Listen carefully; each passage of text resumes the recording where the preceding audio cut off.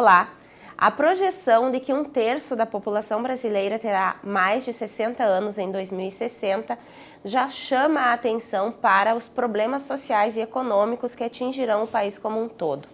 O Brasil tem hoje 33 milhões de pessoas idosas, conforme dados do IBGE. No dia 1º de outubro, comemoramos então o Dia do Idoso e da Terceira Idade. A data foi implementada pela Organização das Nações Unidas, a ONU, em 1991, para sensibilizar a sociedade mundial a respeito das questões relacionadas ao envelhecimento, destacando a necessidade de proteção e de cuidado com essa população. Para falar mais sobre o assunto, recebemos no Vitalidade, que começa agora, a neuropsicóloga e doutoranda em Ciências da Reabilitação Neurológica, Lidiane Klein. Tudo bom, Lid? Seja muito bem-vinda aqui ao nosso programa novamente, no Vitalidade, batendo esse papo tão especial nesse mês de outubro, que marca, então, o mês do idoso. Isso, agradeço muito o convite, é sempre muito bom poder estar falando sobre um tema que é o meu trabalho. No trabalho, posso dizer que 80% dos meus pacientes são da terceira idade, faço muitos grupos relacionados à terceira idade, então sempre é uma satisfação muito grande poder falar sobre eles, mas também poder levar um pouco de conhecimento para a população em geral. Lembramos para quem está nos assistindo que a Lídia esteve presente conosco aqui durante o Julho Violeta, falando sobre questões relacionadas à violência contra os idosos. E esse programa pode ser assistido no nosso YouTube, né? No youtube.com/TV Câmara NH.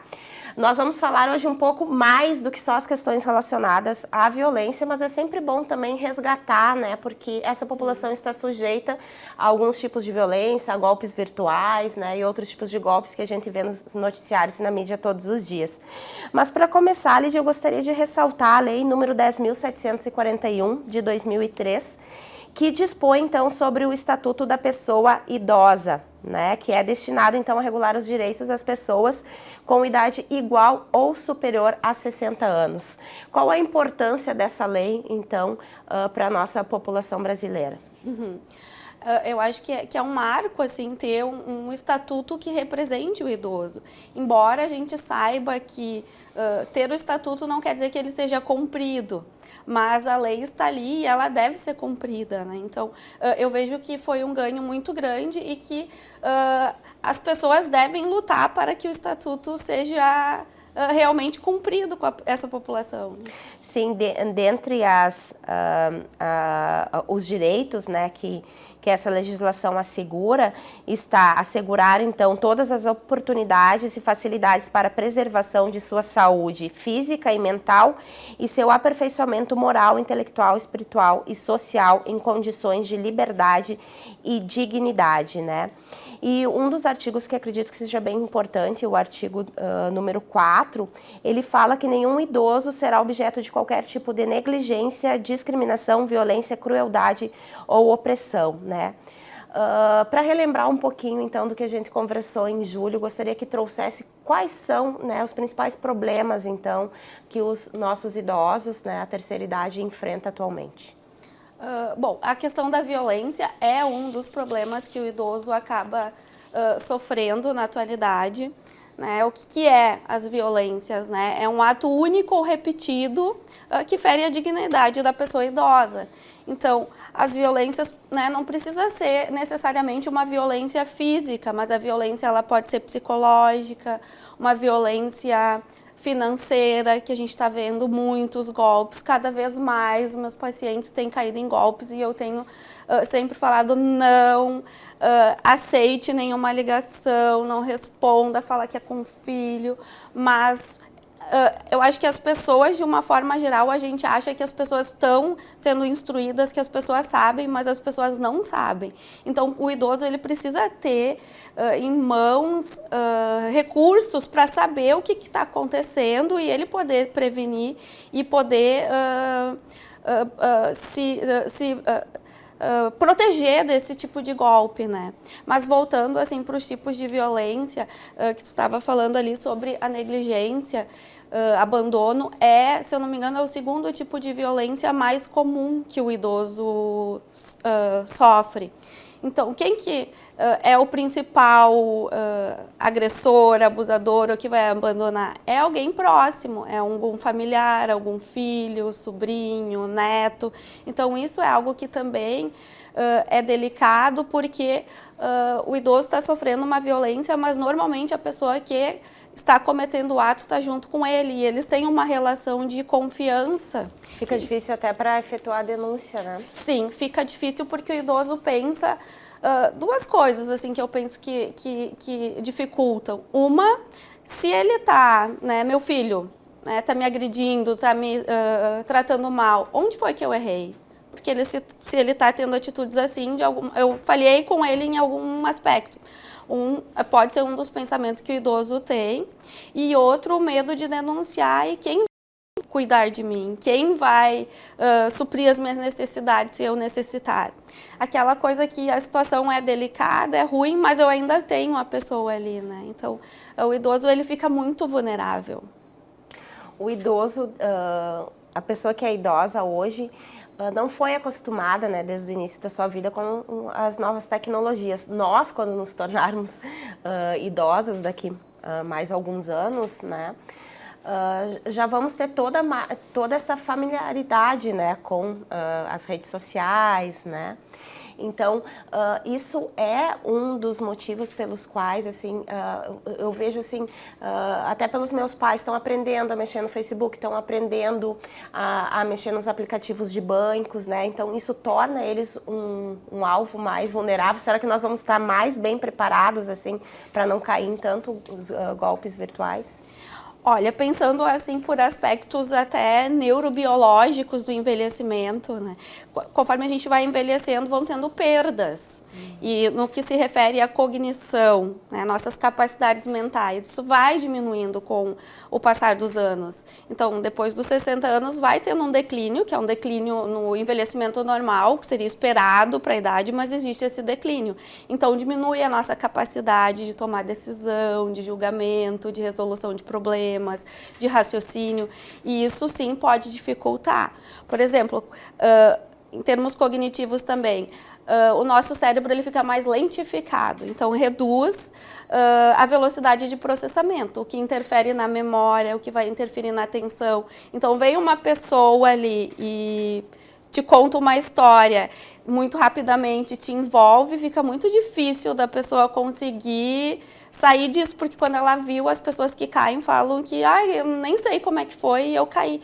Justamente por todos esses fatores que estão atrelados ao envelhecimento e que sim, lá na frente também vai ter.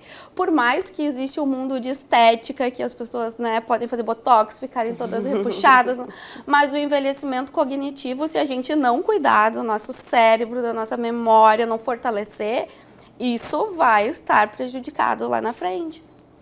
Falando sobre as questões da longevidade, né, que está diretamente relacionado ao que você estava falando, as pessoas estão com uma expectativa de vida cada vez maior, as mulheres um pouco mais, né, que os homens. E que implicações isso traz, tanto positivamente quanto negativamente, né, para a sociedade? O aumento da expectativa de vida. Isso. E os cuidados, né, que se tem que ter, principalmente em relação à saúde mental, né? E com certeza, quando a gente pensa assim, né, que lá em 2060, vamos pensar as pessoas que são jovens hoje, pensar que daqui 40 anos, né, cada um somar 40 anos se vai estar vivo ou não, mas de que forma eu quero envelhecer. Tem uma autora, eu acho que eu não comentei aqui na vez passada que eu participei, que é uma médica geriatra, e ela faz uma analogia muito incrível com relação ao processo de envelhecer. Ela faz uma analogia com uma viagem ao deserto. Então, digamos que hoje, né, quem estiver nos assistindo, a gente vai assinar um contrato que daqui 20 anos, faz de conta que todos nós temos 40 anos hoje, e que daqui 20 anos a gente vai viver no deserto do Saara. Então, a gente vai ter todo esse período para se preparar para essa viagem do deserto do Saara. Digamos que passou o tempo, quem não faleceu antes vai viajar. Então, vamos lá, todo mundo pronto, vamos para o deserto do Saara.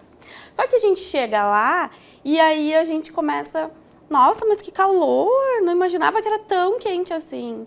Aí eu não trouxe óculos de sol. Meu Deus, protetor solar não foi o suficiente. Mas como fica frio de noite? Aí eu quero voltar agora. Mas não dá mais para voltar, tu assinou um contrato e tu vai viver o resto da tua vida no deserto do Saara. A gente pode fazer essa analogia ao envelhecimento. A gente sabe o que vai acontecer lá na frente, a gente tem todos os meios disponíveis para a gente se preparar, mas o que acontece? A gente não se prepara para envelhecer. E aí depois chega lá na frente e aí vem todas as dificuldades que a gente sabe.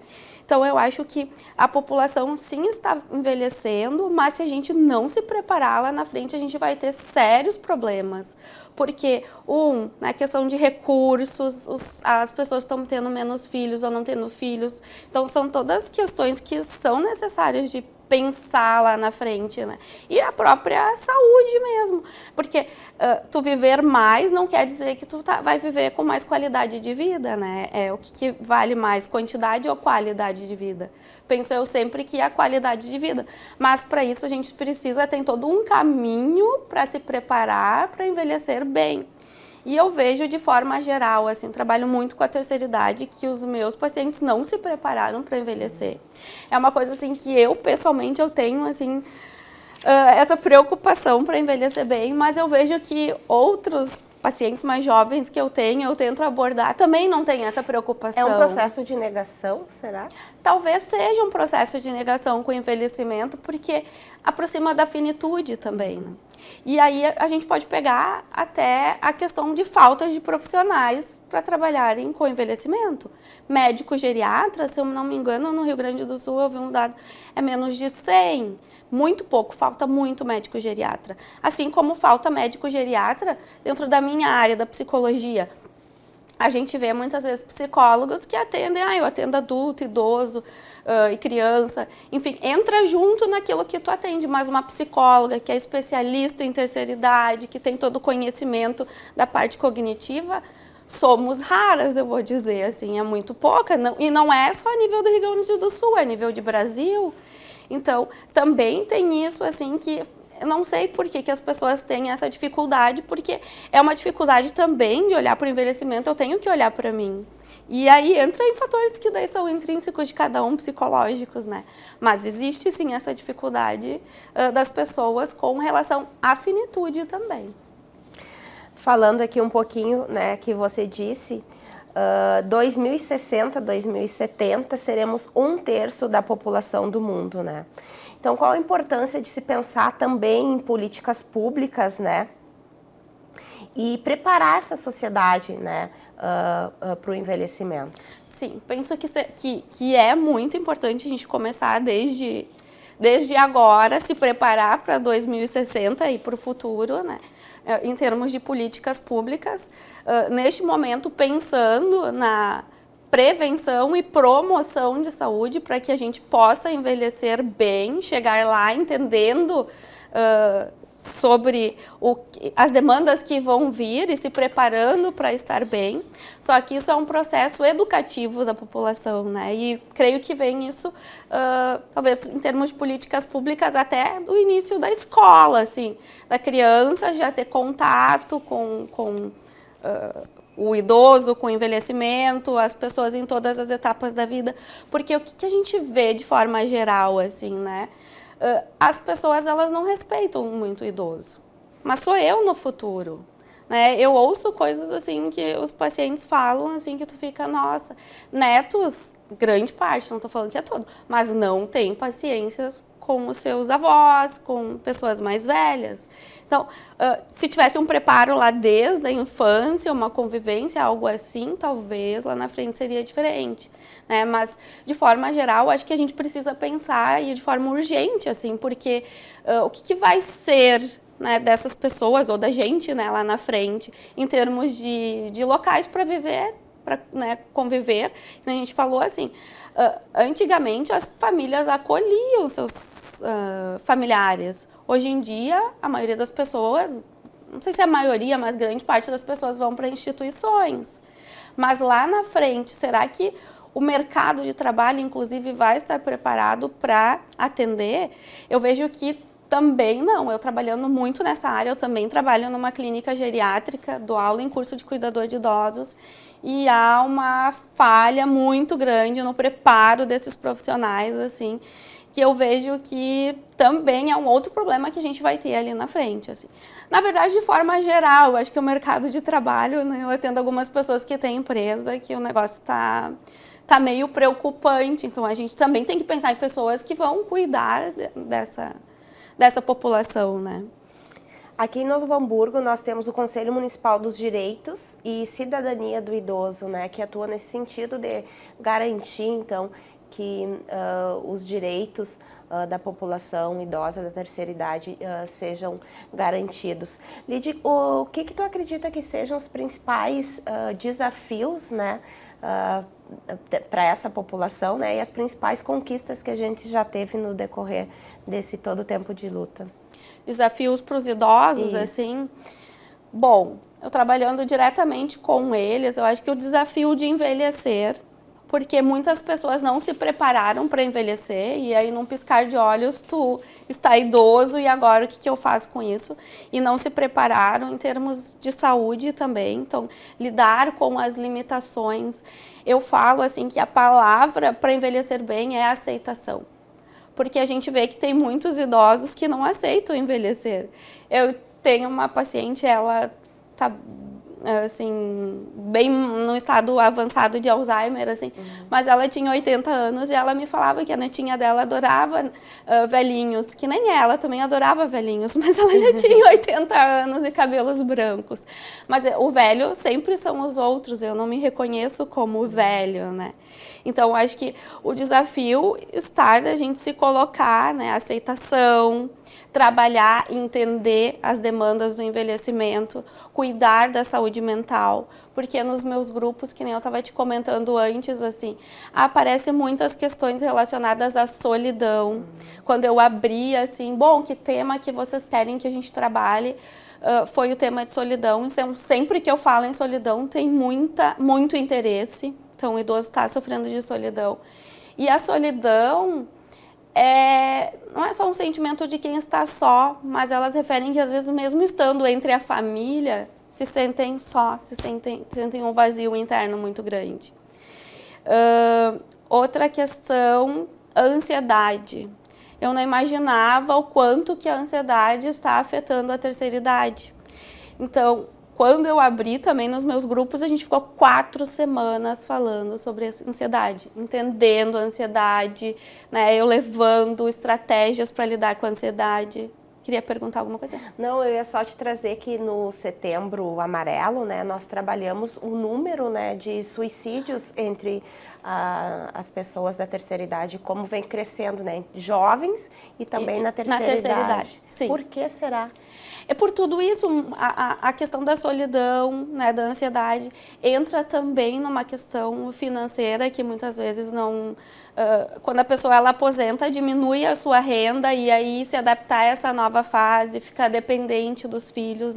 Porque o que eu falo, quando a gente pensa em envelhecer, a gente quer manter a nossa funcionalidade, a gente quer ter a nossa autonomia e ter a nossa independência. O que é ser autônomo, né, no envelhecimento? É eu conseguir gerenciar a minha própria vida, eu tomar as minhas decisões. Quem é que não quer isso quando envelhece, né? E a outra questão é eu ser independente, eu conseguir, através de ações próprias, realizar ações de locomoção, de comunicação. Então, isso a gente não quer perder. Mas... para eu não perder minha autonomia, o que eu preciso fazer? E é uma coisa que eu trabalho muito com memória, então eu puxo também um assado para mim. Se eu não quero perder a autonomia, eu tenho que cuidar do meu cognitivo, eu preciso cuidar da minha memória, eu preciso cuidar da minha mente. E como fazer isso? Como que eu faço isso? Tudo aquilo que é bom para o coração é bom para o cérebro. Já parte desse princípio. Mas a gente consegue ter... Eu não sei se tu já viu falar, uma reserva cognitiva em termos cerebrais. Da mesma forma que, teoricamente, a gente deveria guardar uma poupancinha financeira para o envelhecimento, tudo aquilo que eu faço ao longo da vida, principalmente o estudo formal, aquelas pessoas que estudam por anos, isso eu estou fazendo uma reserva cognitiva em termos de futuro, né? Bom, algumas pessoas vão ter, outras não vão ter. Mas tudo aquilo que eu posso fazer que vai estimular a minha mente, que vai gerar um aprendizado, tudo aquilo de diferente que eu posso proporcionar para o meu cérebro, sair da rotina. Porque a gente sabe que mais de 80% do nosso dia a dia é rotina. Não faz todos os dias a mesma coisa. Isso não é bom para o nosso cérebro. Tentar um artigo que eu escrevi sobre sedentarismo mental. Porque sedentarismo físico a gente sabe, todo mundo fala, né? A pessoa que não faz atividade física. Mas e o sedentarismo mental? Aquela pessoa que trabalha, digamos assim, ao longo da vida, tem aquele perfil. Trabalha durante o dia, de noite chega em casa, assiste novela, maratona série. Que reserva cognitiva que essa pessoa ela está recebendo tudo, é tudo passivo. Então eu preciso ter aprendizado, eu preciso me desafiar. Aí entra diversas coisas que a gente fala, assim, são produtivas, assim, para o cérebro, né? Aprender uma língua, tudo que gere aprendizado, aprender uma língua, tocar um instrumento, sair, viajar, interagir com pessoas. O meu mestrado e o meu doutorado eu fiz com dança, balé para a terceira idade. Idosas aprendizes de balé. E o que, né, pesquisando sobre isso, eu recomendaria, assim, a dança como uma atividade física, assim, perfeita para desenvolvimento tanto das questões emocionais, físicas e cognitivas. Mas a dança, não ir no bailinho dançar. Isso é bom também, a gente sabe a interação, tudo. Mas aprender uma dança nova. A gente já falou aqui no programa sobre dança-terapia, né? Ah, que legal. Voltado também para a terceira idade e nos benefícios que pode trazer. Com certeza. Tanto para o corpo quanto para a alma, né? E agora para a questão cognitiva, porque assim, a dança, eu vou aprender uma dança nova, eu tenho que prestar atenção, atenção é porta de entrada para a memória, então eu preciso prestar atenção em mim, no professor, nos meus colegas, na música, eu preciso memorizar passos, é uma série de fatores assim que é um tipo de exercício completo para pensar e envelhecer bem. Aí dominei uma dança, muda e vai para outra, porque o cérebro já acostumou, então eu tenho que desafiar esse meu cérebro. Dessa forma, é uma forma que eu vou estar me preparando para envelhecer bem. Outra questão é a gente cuidar das nossas emoções, né? Hoje, antes de vir aqui, eu até estava pensando um pouco na minha avó, ela faleceu com 94 anos, e a avó, assim, ela viveu, assim, ó, lúcida e orientada até os 94 anos. Uma pessoa super calma, tranquila, não se estressava. Isso é o ideal, né? A gente sabe que o estresse, a gente tá estressado, tu libera cortisol no seu cérebro, que influencia a liberação de uma outra substância lá, que seria o fermento do cérebro, que é o BDNF. Então, assim, né, tem vários fatores que a gente pode, ao longo da vida, ir fazendo. São vários os desafios para envelhecer bem, né? Mas existem fórmulas aí, as pessoas falando, só a gente tem que se responsabilizar e pensar, não, eu quero envelhecer bem, porque lá na frente o boleto vem. Nós falamos sobre a dança, né? Num outro programa que a gente fez aqui na TV Câmara, a gente falou sobre arte-terapia. Ah, sim. A arte-terapia também é legal. Assim, é mais num sentido terapêutico. Até eu tenho uma amiga que ela está fazendo uma especialização em arte-terapia e a gente estava conversando um pouco nisso, assim. Porque com a terceira idade, ela estava falando que ela estava tendo uma dificuldade de trabalhar arte-terapia, arte como terapia, mas vai algumas vezes para o lado do artesanato. Eu disse, mas vai daí da tua capacidade de trazer aquele grupo para trabalhar os aspectos emocionais. Porque às vezes é muito difícil o idoso falar assim, eu tô me sentindo assim, assado. E através da arte é uma forma de externar, né? E quando vê, ele tá falando, tá expressando, tá sentindo. Então, com certeza, assim, é muito bom também.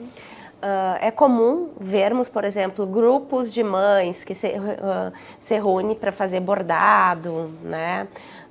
Na igreja, né, também tem bastante atividades, mas mais mulheres, os homens ainda têm resistência aí, e gostaria que tu falasse também um pouquinho da importância dessa socialização, né, deles em grupos, assim, em que um possa ajudar o outro e também ajudar a compreender o momento pelo qual está passando. Essa questão dos homens e mulheres em grupo, os grupos assim que eu faço são predominantemente femininos. Se tiver 1, 2 homens, assim, é muito raro ter homens. A Miriam Goldberg, eu falei isso na semana passada para as minhas senhoras, assim, porque tinha um homem no grupo. E a gente estava conversando sobre isso.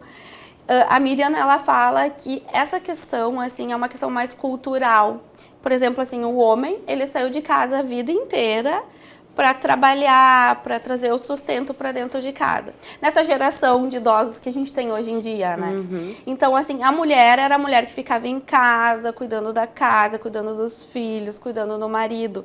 Então, o que acontece agora, quando ela tá na terceira idade? O homem já viveu a vida inteira na rua, então ele quer aquietar, ficar em casa, ficar com a família. E a mulher, não, agora ela quer viver. E aí ela sai, faz grupos e vai participar de tudo. Claro que tem uma outra questão, que grande parte das senhoras são idosas, porque a gente sabe que a expectativa de vida da mulher é um pouco maior do que a do homem. Mas é fundamental que os dois, seria muito bom que os dois saíssem para poder interagir, socializar.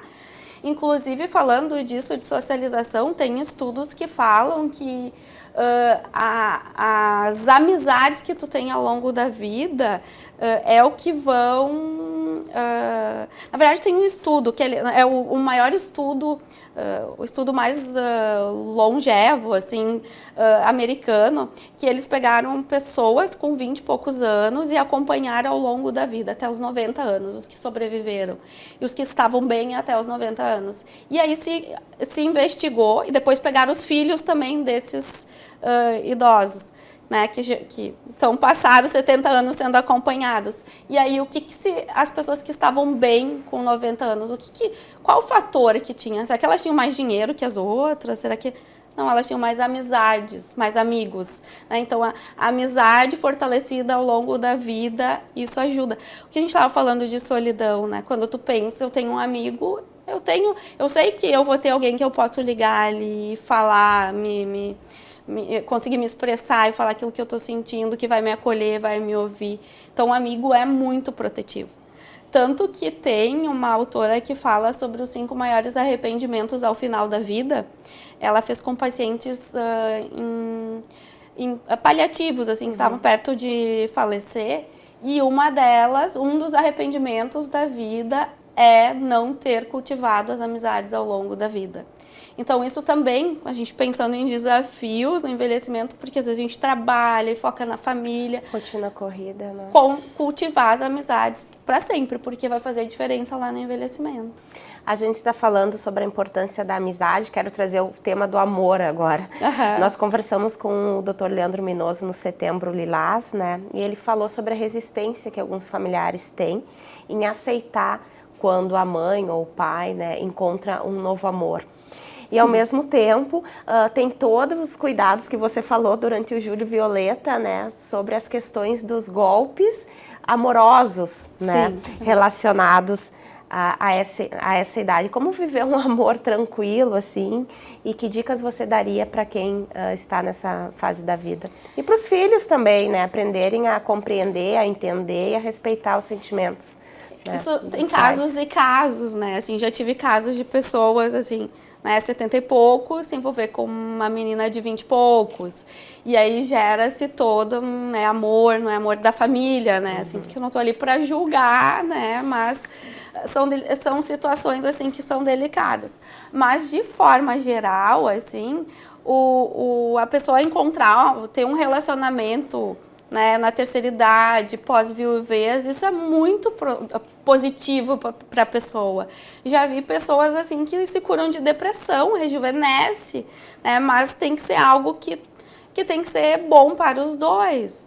E sim, as famílias, às vezes, elas são um pouco resistentes a aceitar o novo relacionamento de um pai e de uma mãe, por questões próprias de ciúmes, muitas vezes, né? Como se tu tivesse, até numa questão assim, como se eu tivesse indo contra o meu pai que faleceu, se eu aceitar que a minha mãe está com uma outra pessoa. E não é isso, né? Ela também tem o direito de ser feliz, né? Mas, de forma geral, nos meus grupos, o que eu vejo é que as senhoras não querem mais ter relacionamento. Se livraram do marido, Que elas falam. As mulheres. As mulheres, né? Ou não na cama, né? Assim, para dormir e ter que lavar roupa e não. Mas sair, se pra divertir. ir nos bailinhos. Então esse tipo de questão.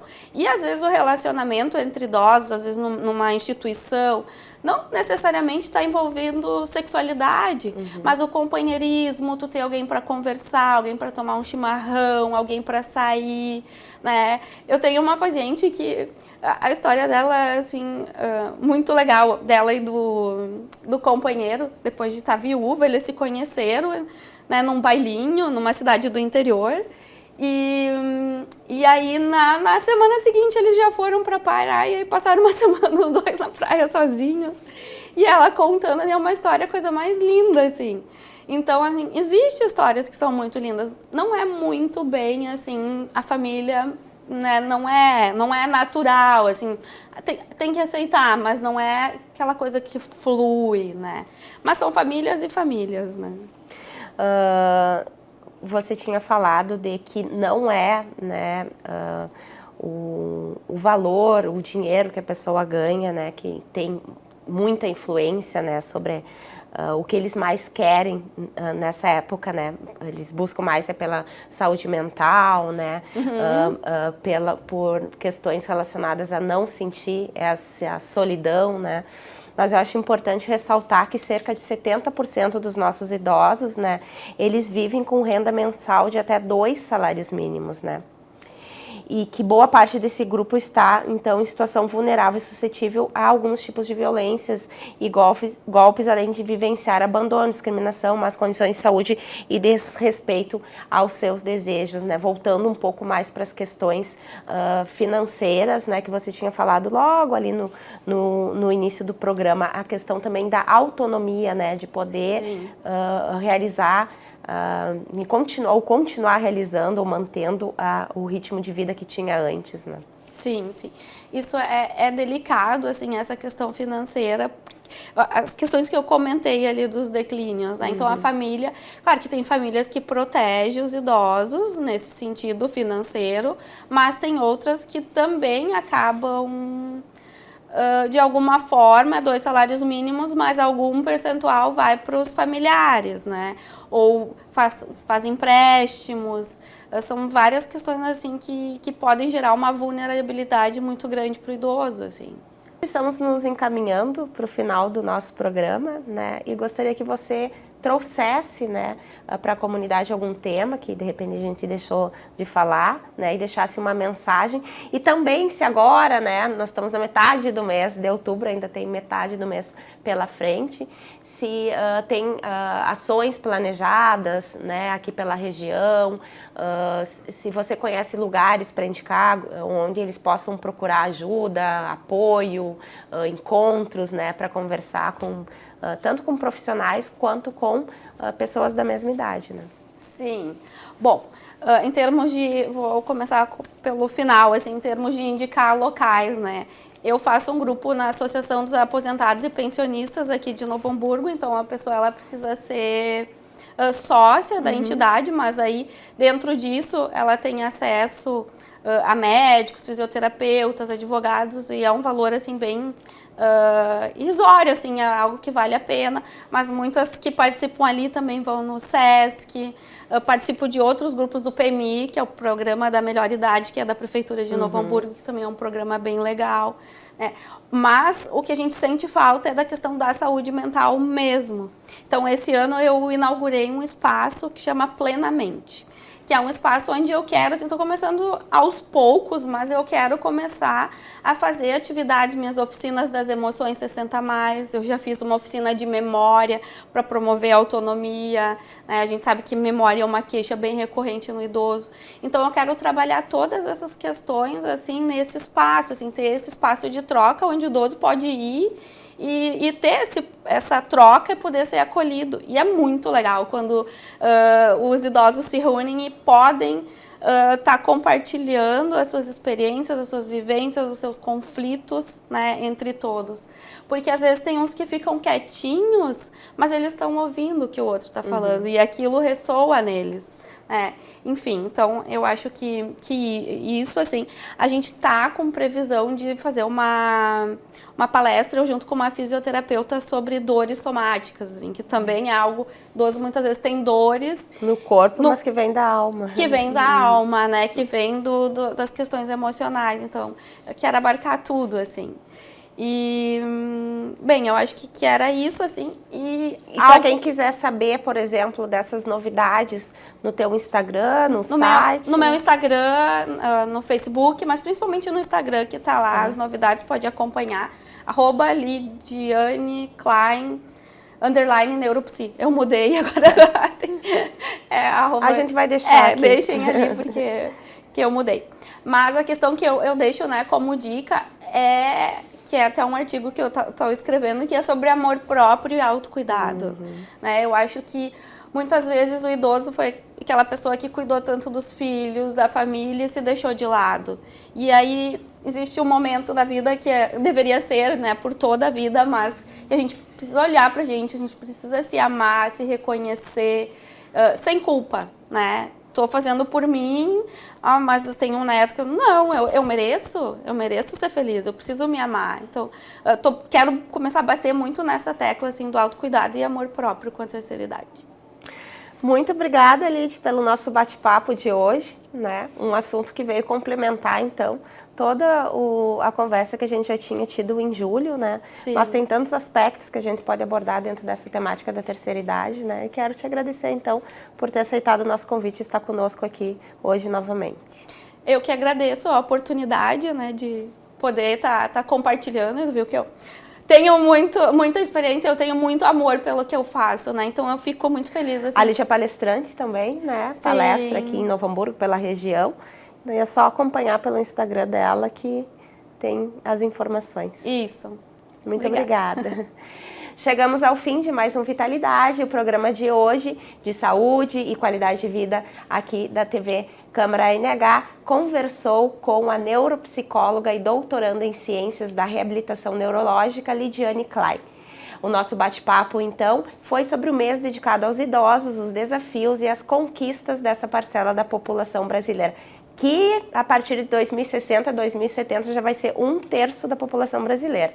O programa, então, será reprisado aqui pela TV Legislativa e também está disponível no nosso canal do YouTube. Um abraço a todos vocês e até o próximo Vitalidade.